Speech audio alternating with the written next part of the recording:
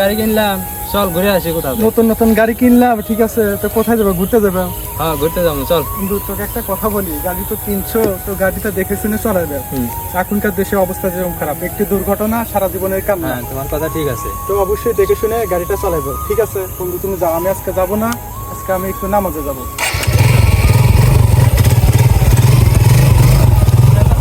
আল্লাহ বন্ধু, আল্লাহ বন্ধু বন্ধু বন্ধু বন্ধু, তোকে আমি বললাম যে এই সময় গাড়ি নিয়ে যাস না, বললাম একটি দুর্ঘটনা সারা জীবনের কাম না। চল বন্ধু, নামাজ পড়তে যাই, গাড়িটা ঘোরা। চল। ঠিক আছে, আজকে থেকে ভালো হবে। আসলে জিনিসটা ভুল হয়েছে বন্ধু।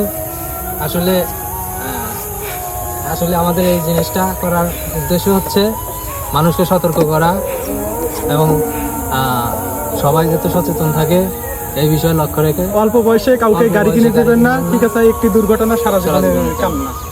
ধন্যবাদ।